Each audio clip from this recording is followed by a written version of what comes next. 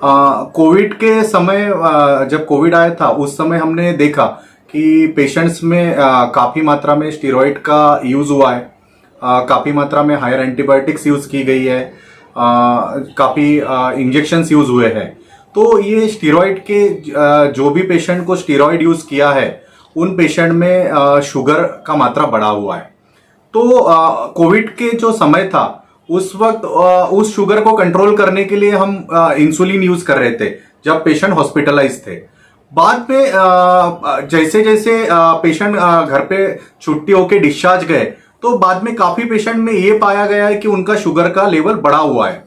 तो start steroid लेने से हुआ और बाद में जो रीडिंग्स आई वो परसिस्टेंटली हायर साइड पे आई।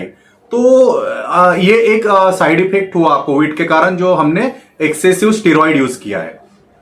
इसके अलावा काफी जो कंप्लेंट्स पेशेंट कर रहे हैं कि उनको जल्दी थकावट होती है। एक 10-15 दिन कोविड का निकल जाता है, उसके बाद हाथ और पैरों में सीवियर दर्द होता है, बालों का गिरना हो रहा है। फ्रिक्वेंटली उनको वीकनेस लगता है। काफी पेशेंट हमारे कुछ साइकोलॉजिकल डिसीजेस का ये कर रहे हैं कि हमें नींद नहीं आ रही है या डिप्रेशन के शिकार हो रहे हैं। तो पोस्ट कोविड एरा में ये सब अभी हमारे लिए चैलेंजिंग है।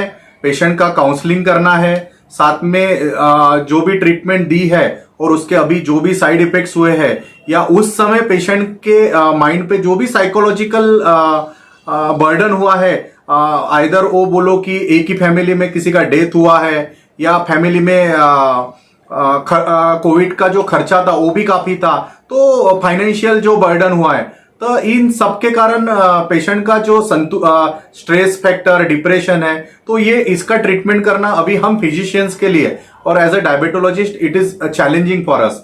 और इसका अभी हम ट्राई कर रहे हैं कि इसको किस तरह से मैनेज किया जाए। गैंग्रीन अक्सर मतलब लिटरली उन लोगों में पाया जाता है मैक्सिमम कि जिनमें शुगर की मात्रा ज्यादा हो। क्या हो रहा है कि काफी लोगों को शुगर था, कोविड के पहले भी शुगर था और वो कंट्रोल था, पर जैसे उनको कोविड हुआ उसके बाद में उनको स्टेरॉइड दिया गया तो उनका जो शुगर हुआ एकदम से अनकंट्रोल हो गया। उसके बाद उनको इम्यूनिटी लो था, कोई सेकेंडरी इन्फेक्शन हुआ, फॉर एग्जाम्पल उंगली को कोई चोट लग गई या किसी जगह कोई चोट लग गई तो उसके तरफ पेशेंट का ध्यान कम गया और शुगर हायर साइड पे थी। काफी पेशेंट लॉकडाउन होने के कारण घर से बाहर निकलने के लिए डर रहे थे तो वो हॉस्पिटल तक पहुंच नहीं पा रहे थे, तो उस कारण उनका शुगर लेवल बहुत हाई रहा और ये बढ़ा हुआ शुगर और वो जो उसके वजह से वो जो अनकंट्रोल इन्फेक्शन है सबसे बड़ा कारण है जिससे गैंग्रीन होता है। ये सीडेंटरी लाइफस्टाइल जो है, मतलब बैठे हुए रहना, ज्यादा काम न, जिसको भी ज्यादा काम नहीं रहता है, जिनका जो कैलोरी का इंटेक है वो उनके कामों के इंटेक से ज्यादा होता है, ऐसे लोगों में हाई कोलेस्ट्रॉल होता है। ऐसे लोगों का उनको हमेशा ब्लड प्रेशर की समस्या ये होती है, उनको एब्डोमिनल ओबेसिटी होती है, उनको हार्ट की काफी समस्याएं होती है। तो इन लोगों में सर थ्रोम्बोसिस जो आप बोल रहे हैं, कोरोनरी थ्रोम्बोसिस हो गया या लकवा हो गया, इन सब चीजों की रिस्क बढ़ती है। तो सीडेंटरी लाइफस्टाइल ये भी एक कॉज है। और अभी कोविड एरा में ये देखा गया होगा कि वर्क फ्रॉम होम का एक ट्रेडिशन चल रहा है, तो जो लोग पहले कम से कम ऑफिस निकल के वहां ऑफिस तक जाते थे उतना ही उनका एक्सरसाइज हो जाता था, अभी वो भी काफी कम हो गया है। तो इसी कारण वर्क फ्रॉम होम इसके चक्कर में हमारा सीडेंटरी लाइफस्टाइल बढ़ा और ये जो बीमारियां है उसका प्रमाण बढ़ रहा है। अगर आप घर में हो तो एक्सरसाइज कीजिए, क्योंकि आपके पास जो टाइम, आप हमेशा एक्सरसाइज के लिए जब भी मैं पेशेंट से बात करता हूं तो उनका हर बार एक ही बहाना या कंप्लेंट्स होती है कि सर हमें टाइम नहीं मिल पाता। मैं तो चाह रहा था कि अगर लॉकडाउन से आपको वर्क फ्रॉम होम मिल रहा है तो एक्सरसाइज, आप तो अभी बहाना भी नहीं बना सकते, आपका ट्रैवलिंग आवर्स बढ़ गया है, आपको एक्सरसाइज के लिए टाइम, अगर आप उसमें भी कम एक्सरसाइज करोगे तो फिर आप अनेक प्रकार की बीमारियों को आमंत्रण दे रहे हो। दूसरा, आप जो बोल रहे थे कि प्रोटीन पाउडर्स लोग ले रहे हैं, कोरोना के काल में काफी मिथ्स फैले हुए लोगों में कि ये लो जिंक की गोलियां खानी चाहिए, हमारी इम्यूनिटी बढ़ेगी। कोई आके ये बोलेगा कि ये पाउडर लेना चाहिए, हमारी इम्यूनिटी बढ़ेगी। इस चक्कर में लोगों ने अलग अलग दवाओं का सेवन चालू किया है। पर मैं बस ये लोगों से एक ही विनती करता हूं कि डॉक्टर के सलाह के बिना आप प्लीज कुछ भी मत लीजिए। एक बार डॉक्टर का सलाह लीजिए, फिर आपके बॉडी के हिसाब से आपको जो जो चीज लगती है वो डॉक्टर बराबर आपको दे देंगे। मतलब काफी बार क्या होता है कि कोविड इरा में ये लॉकडाउन था, लॉकडाउन के कारण लोगों को लगा कि मैं बाहर निकल नहीं पाऊंगा, इस कारण सेल्फ ट्रीटमेंट की केसेस काफी बढ़ गई है। हमने तो ये भी पाया गया कि एक आधे पेशेंट को हमने कोविड ट्रीटमेंट लिखा हुआ है, वही प्रिस्क्रिप्शन व्हाट्सएप पे घूम रहा है और लोग उसी को ले रहे हैं। पर मैं ये कहता हूं कि हर किसी का बॉडी अलग होता है, हर किसी के जो ओरिजिनल डिसीजेस है, किसी को डायबिटीज है पहले से, किसी को हार्ट का बीमारी है या किसी को गैस्ट्रिक अल्सर है, तो ऐसे में सेल्फ मेडिकेशन नहीं करना चाहिए। For example upon pain killer ले रहे हैं और किसी को गैस्ट्राइटिस का प्रॉब्लम पहले से ही है तो वो और खराब होगा।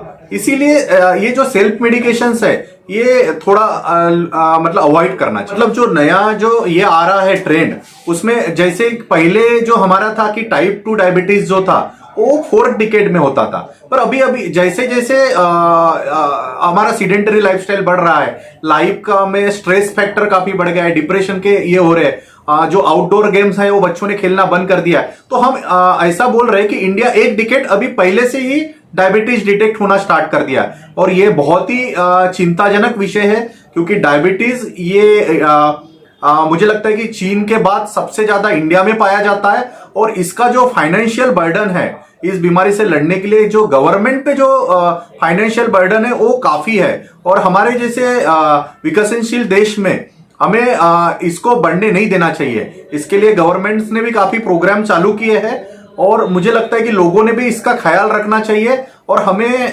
सब मिलके एक नए लाइफस्टाइल को आत्मसात करना चाहिए, ताकि ये प्रॉब्लम ये जो डायबिटीज 1 डिकेड्स पहले हो रहा है या यंगर लोगों में भी डायबिटीज पाया जा रहा है, उससे हमें छुटकारा मिले। मेरा सबसे ज्यादा जो प्रेशर वो रहेगा डाइट पे, है ना, क्योंकि डाइट ये डायबिटीज कंट्रोल करने के लिए एक सबसे कारगर तरीका है। अगर हम अच्छा डाइट फॉलो करें तो इसीलिए हम हमारे क्लिनिक में जो भी पेशेंट आते हैं उनको डाइट के बारे में समझाते हैं। मैं बहुत बार क्या होता है कि एक डाइटिशियन के पास हम जाते हैं तो वो एक चिट्ठी बनाते अपने लिए कि सर आप सुबह ये खाइए, शाम को ये खाइए, पर मैं इसके अगेंस्ट हूं। मैं ये चाहता हूं कि आपको डाइट पेशेंट के फाइनेंशियल कंडीशन को लेके, उसका सोशियो इकोनॉमिक बैकग्राउंड क्या है ये देख के बनाना चाहिए। अगर वो पेशेंट एक मिडिल क्लास फैमिली से आता है तो और उसका कल्चर क्या है, वो रोज सुबह नाश्ते में क्या खाना चाहता है, वो सब चीजें ध्यान में रख के उसके हिसाब से डाइट हमें मैनेज करना है। हम लोग जैसे ही पेशेंट रहते हैं उनको थोड़ा सा इसके लिए नॉलेज देते हैं, उनको थोड़ा सेंसिटिव करते हैं, उनको हम ये बताते हैं कि देखिए डायबिटीज अभी आपके साथ है तो इसके साथ, इससे डर के कुछ नहीं होगा, इसको आपको साथ में जीना है तो इससे दोस्ती करनी पड़ेगी। तो इस कारण फिर जो लो ग्लाइसेमिक इंडेक्स फूड क्या होते हैं ये सब हम उनको नॉलेज देते हैं। उसके बाद हम उनको सेंसिटाइज करते हैं कि at least 40 to 45 minutes daily exercise करें। अब इस बारे में भी हम सेंसिटाइज करते हैं। काफी पेशेंट को हम लोग ये बताते हैं कि अगर आपका डायबिटीज के गोली का ये डोज चल रहा है तो शायद हो सकता कि आप अगर एक्सरसाइज करो और अच्छा डाइट मेंटेन करो तो हमें ये इसका डोज भी हम कम कर सकते हैं गोलियों का। तो इस तरह से अगर हम पेशेंट की मेंटेलिटी जान के उसका ट्रीटमेंट करेंगे तो मुझे लगता है कि इसमें काफी सक्सेस मिलता है। काफी ऐसे पेशेंट है जो इंसुलिन ले रहे थे और हमने उनको उसके बावजूद, इंसुलिन लेने के बावजूद भी उनका शुगर हैफहजार्डली बढ़ा हुआ था, HbA1c 10 के ऊपर था। ऐसे काफी पेशेंट है जिन्होंने अच्छा डाइट मेंटेन किया है, रेगुलर एक्सरसाइज कर रहे हैं और ओरल मेडिकेशंस पे भी वो अभी नॉर्मल शुगर के साथ अच्छे से जिंदगी जी रहे। हमारा जो ओल्ड एज पॉपुलेशन है ये टोटली हमारे मिडिल एज पॉपुलेशन पे डिपेंडेंट है। अगर मुझे मेरे ओल्ड एज पेशेंट को कुछ शुगर के लिए या हाइपरटेंशन के लिए, हार्ट के लिए कुछ भी दवा खरीदनी है या उसमें कुछ भी न्यू करना है तो उनको उनके बच्चों पे डिपेंड रहना पड़ता है। इसीलिए मैं इनको बार बार रिक्वेस्ट करता हूं कि अपना शुगर इनिशियल टाइम से कंट्रोल रखिए। एक बार उनको कोमॉर्बिडिटीज साथ में हो गई, फॉर एग्जांपल डायबिटीज के वजह से किडनी का प्रॉब्लम हो गया, नेफ्रोपैथी हो गई, न्यूरोपैथी हो गई, ये रेटिनोपैथी हो गई, दिखने में उनको तकलीफ होने लगी, फिर इन सब से छुटकारा पाना थोड़ा कठिन होता है। अभी बहुत बार हमारे पास पेशेंट ओल्ड एज वाले ऐसे आते हैं जो ये सारे कोमॉर्बिडिटीज के साथ आते हैं, तो और तनाव में रहते हैं, क्योंकि उनको लगता है कि चल रहे हैं पर स्पर्श की जानी हो रही नहीं, आंखों से बराबर दिख नहीं रहा है, इंसुलिन की मात्रा बढ़ती जा रही है पर शुगर कंट्रोल नहीं कर पा रहे। तो इस वक्त डरना नहीं है, आपको डॉक्टर्स को थोड़ा फॉलो करना पड़ेगा, उसको थोड़ा बहुत बार क्या होता है कि एक आधे डॉक्टर से एक ट्रीटमेंट ले लिया, 10 दिन में उससे शुगर कंट्रोल नहीं हुआ तो शिफ्टिंग चलता है कि नहीं यार इनसे कंट्रोल नहीं हो रहा तो कोई अदर फिजिशियन के पास जाता हूं, अदर डायबिटोलॉजिस्ट के पास। मुझे लगता है इसको अवॉइड करना चाहिए, एक डॉक्टर पे ट्रस्ट करना चाहिए, उनको फॉलो करना चाहिए, शुगर कंट्रोल हो जाती है। दूसरा बात है कि अगर आपको कोमॉर्बिडिटीज हुई है तो उसका भी ट्रीटमेंट अवेलेबल है, उसको कैसे कंट्रोल में रखा जाए, उसका प्रोग्रेशन फास्ट ना हो, इसका भी ट्रीटमेंट अवेलेबल है। तो ये मैं जेरियाट्रिक पॉपुलेशन को खास सलाह देना चाहता हूं।